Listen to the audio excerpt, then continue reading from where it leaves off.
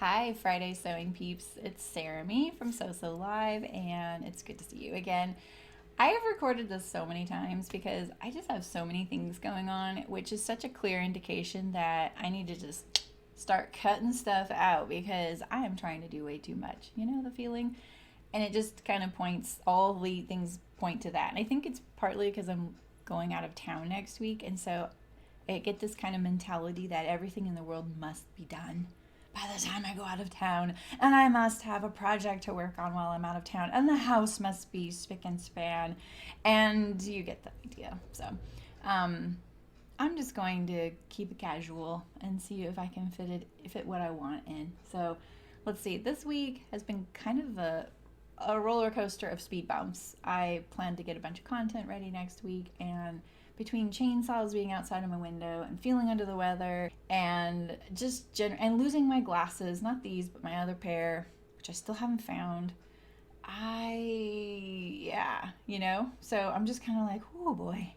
But I'm on that grind to at least break even right now, so there's that. And I've got that hustle in me, and I really want to. I love working hard. Let's just be honest here. I really love working hard. I really love staying busy. So anyway, how are you? Okay, so this week, what did I do? I got a new wireless microphone, made in Australia, by the way. But it's not hooking up to my computer, which I bought a PC-based wireless microphone. I'm not sure why. So there's that. One piece of technology just takes like weeks to sort out, and it's supposed to be so easy. So I'm hoping that I can get that fixed soon. And then I finished my Dawn jeans, and they turned out terrific. Like I definitely had this crazy weird thing happen when I put the waistband on, but we got it sorted out, and I got my buttons on and everything. And we got our pockets in there. It's hard to unbutton your pants when you're not wearing them yourself. So these turned out pretty good. I got my rivets on there, got my little splash of ribbon. So I'm pretty excited about these. They fit great. So sitting here also, I decided I'm gonna make the March dress because when I saw this, it's a little bit loose for my liking. Like, I don't like really oversized things. I'm a bit klutzy and clumsy. And I don't say that to be funny. I just kind of am, and I get caught on things all the time. And I'm generally, I don't know why, I have an incredible spatial awareness, except when it comes to my own body and other things. So I can parallel park your car in any situation. But can I walk through the kitchen without snagging my pocket on the drawer handle or tripping over a dog toy? No. It's just impossible. I'm just kind of klutzy. It's kind of a pain in the butt. And I like things to be a little bit closer fitting because of that. And but I love this top because it reminds me of those embroidered yoke dresses that you can get in Mexico. They're like hand embroidered, and they're really beautiful. And I have one, and I cut it off and made a top out of it. I just love wearing it. And so I have this kind of floofy linen that I'm going to use this Kelly green crochet thread, and I'm gonna do something around the yoke. I'm still trying to figure it out. Literally, this is so out of my comfort zone and area of expertise that I'm like literally like Googling every night little ideas of how to prep my material. I have lots of different ways, and I've been around a lot of hand stitchers, but I'm thinking of things. So that's what I'm working on. And I really like all the views in it too. I don't know if you've seen this, but like I really love this view here. And I like this. I'm not big on peplums because I have a belly and I just don't like looking pregnant ever, unless you're pregnant, So I'm not gonna making the dress. I only have a couple of yards, so I'm thinking something like this, and then embroidering this whole yoke panel. I like this neckline as well. And when I looked at the finished measurements compared to my body, which I rarely do actually, I just usually go by the size chart, but I've seen how loose this dress and top is on people that I think I can actually almost go 2 sizes down. And I'm thinking what I'll do is go 2 sizes down in the width, but keep the lengths, like the armhole and things like that, for the only 1 size down, if that makes sense. We'll see. I'll let you know. I'll keep you updated. We'll see. how much progress I actually make on this, because I'm also knitting a sweater that I keep forgetting I'm knitting, but I really do want it. So it'll be a good opportunity to bring that too. So my experience is, with everybody I know, because I've known so many knitters especially, and most of my friends are knitters, the tendency is to bring 10 projects when you go on a trip. But I broke that habit very early on going to trade shows, because you think, oh, trade show, I get to get away from the office and just relax. That is just not the case. Anyone who's thinking that's crazy, and I was that crazy person many times. We always bring too many projects. And so what I learned at those shows was I would bring one project, and I'm like, what if I don't want to work on this? Well, then you won't work on it. But it'll also get me over the hump of whatever I'm procrastinating in that project, because it's the only project I have in front of me. Or I would always buy a skein of yarn from my friend Brooke, who was always sharing, she was always near me in booths. She's Sincere Sheep, and I would always buy a skein of her yarn, find any old pattern on Ravelry or wherever or at the show, and I would just knit a shawl or something like that. And it was just kind of the way I did it. And that would be my show project, so I'm talking way too much about this. Anyway, I'm trying to keep it to a minimum. I'm keeping it maximum talk about it, but I'm keeping minimum number of projects I'm bringing. One knitting project and this, or maybe I'll only bring this because I really want to get going on it. I'm pretty excited about it. So we'll see. So that is my trip prep for projects. The other thing I really want to do is shop for fabric in person while I'm away, and there is one really big store that has garment fabrics where we're going. So it's about an hour away from where we're going. I don't know all my patterns anymore. I've tried to keep up on it. I haven't really kept up on it, and I don't know about you, but I find that it's kind of overwhelming sometimes, So I've been making an effort on that, and so I have 2 methods that I want to do. I had already started on Trello a couple years ago. Do you guys know about Trello? I heard my friend Miriam Felton talking about it, and she actually live streams on Twitch, all kinds of crafts. I can't remember I think it's Mem Knits, right? Oh yeah, I think that's it. And Love to Sew podcast mentioned it. I was like, what is this Trello thing? It's a super powerful program.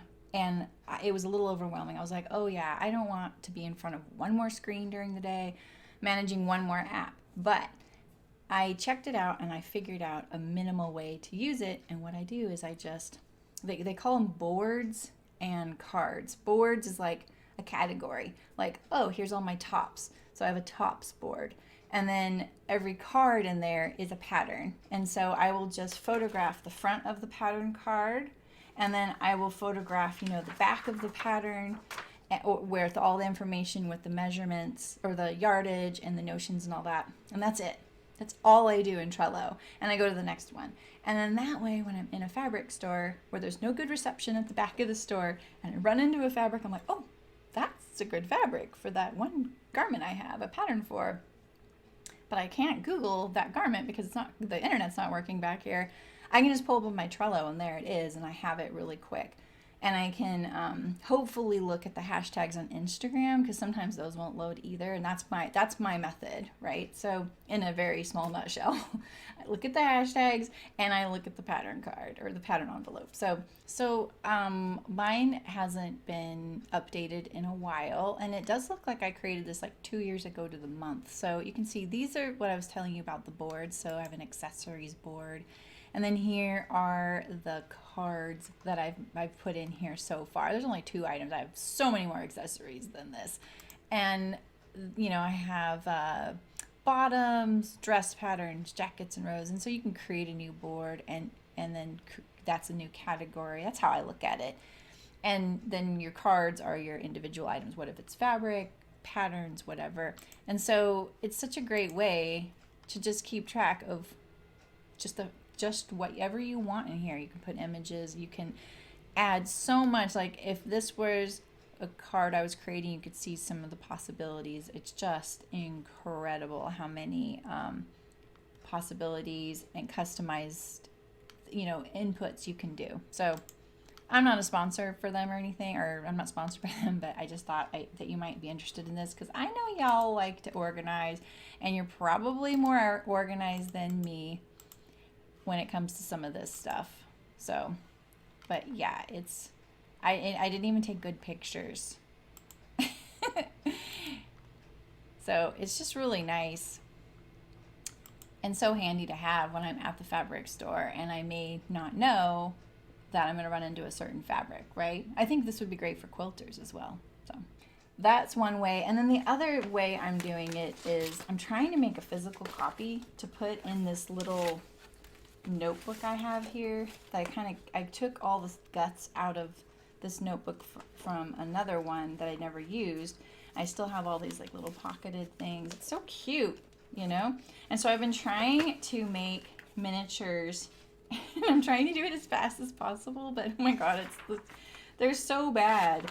It's something. And then this one accidentally photographed in color and I was like, oh, I really like that, you know, but I'm trying to save ink and I'm trying to get it lined up. It's kind of a disaster, but it does, you know, once I get like 5 done and 5 more and 5 more, I'm actually making my way through. And I think I will probably at one point go to the effort of making these in Canva and making them so that they fit and scaling them, just taking the photographs, maybe the ones I take the photographs for Trello and then doing that. I know I'll be happy with doing that. And then after that, all I have to make sure that I do is photograph every pattern that comes into the studio and from then on, right? So I got this. So that's I love having a physical copy. It's really just kind of nice and handy and satisfying, you know?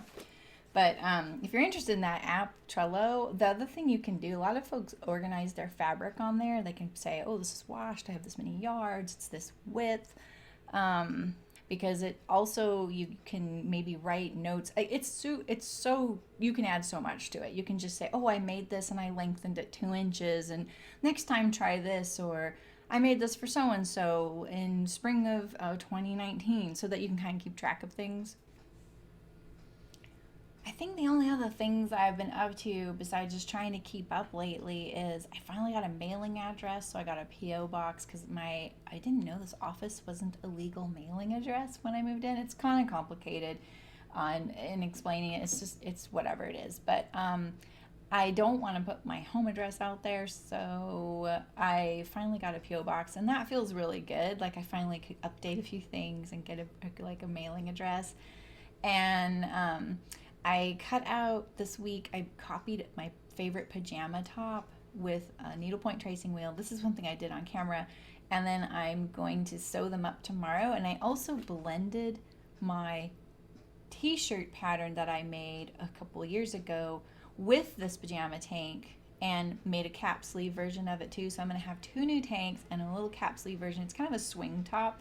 And incidentally, I'm actually wearing a Monetta dress right now, which is just perfect. I'm really glad I am. It's in this cat plaid fabric. I don't know if you can see the kitty cats. I never get to wear this on camera because sometimes it kind of fights with my camera when it's on that side of the room. I don't know. And so I made a knit shirt pattern from this dress because it was so popular at one point. And so many people had it, I felt like it was an accessible way to be like, hey, if you've done the Monetta, and we all love the Monetta, this is how I modified it to make it into a t-shirt. And so then I took this little cap sleeve and armhole and I blended it with that tank, so I have that. And I was able to cut out 7 pairs of underwear from these 3 pieces of fabric that were only about 1.5 yards each. So I feel like I just got such a great bargain. But I forgot I didn't have underwear elastics, so I won't be sewing those tomorrow. But I'm really excited that I'm going to be using my new Serger and Coverstitch. I haven't touched them since my unboxing videos, except that I finally set them up here in the studio. And I'm hoping that this works. I think it's going to be a better angle for people to see. So it's always so hard to stay really close to my streaming computer with the cameras because I can't get further away than the cord allows me to. So it's really hard to kind of, it's like my little hub. And that you'll see in my studio tour, which is now probably a little different because of the Sergers, but you'll see I have a studio tour like a week from now coming out, and you'll see how it has to be like in the middle of the room, and I kind of revolve around it because I can't extend the USB cord, otherwise I'll have loss of video. So it's a weird thing. It's a weird thing. So let's see what else. Oh, my friend Sonia Phillip, she just came out with a new book. Have you guys seen this? So she just sent me one and a bunch of fabric. So this is something coming up for me, and I got to kind of look through it last night, and it is so fantastic. I really like, she did send this to me for me, and I don't really have to plug this or anything, but I am pretty excited about it because I really like how non-technical she is about pattern stuff. And this is kind of like a choose your own adventure style book where you get a bunch of patterns in it. They're here at the back. And it looks like she sent me duplicates so I can cut them up so that my heart's content. And then you have all kinds of, there's adjustments in here for like fitting adjustments. But what this does is it teaches you how to modify patterns. Oh, you want a contrast band, or you want a ruffle, you want to add this seam or that seam or whatever. She teaches you how to do it in here in a very simple way. And what I love about Sonia Phillip is she was really rocking her thing when I was really busy at Chicken Boots doing my own thing, and I didn't know her. And I had heard of 100 Acts of Sewing, and I followed her. But once I saw what she was doing, I was like, she's done so much for so many beginning sewists, and I really respect that because she makes it really accessible. And I love featuring her patterns a lot in my streams for beginning sewing and for just a very neutral pattern that you can launch off anywhere with. And so I'm pretty excited to do this. And when I had no idea she's sending me 2 boxes, she sent, like, look at them. Can you see over there? Wait, I had to move my machine, but there's 2 big boxes on my chair of fabrics that she just sent from her stash to play around with. So it's pretty fun. I think I'll be doing that in June when I start my whole pattern drafting expedition with everybody, because we're going to do blocks at the end of May. So anyway, that's enough of a plug for now. I'm not trying to get you to buy this book. I think it's great. I'm just pretty excited because I just got it, and I never get new things like that, you know, like this is cool. Oh yeah, okay, I know, I just got 2 new machines. But that doesn't happen every day either. So, whoa, gosh, what a week and what a month. So, anyway, I'll be out of town next week with my live streams, but I will have a few videos coming out. I have one on my design and merchandising series, and I know that's for a very specific viewer, but it's really been great for me to kind of get it all out there. It's on planning. And then I have a studio tour, and then I have probably another 1 or 2 videos I'm hoping that are even a mystery to me because I decided to scrap it at the last second what I was going to do. So we'll see what I can get done today, and I hope this finds you all well. I got my first watermelon, and it's pretty good for first season watermelon. So, phew, I can finally join the first watermelon club of the year. Take care, you all, and I'll see you in a couple weeks for another Friday Sews.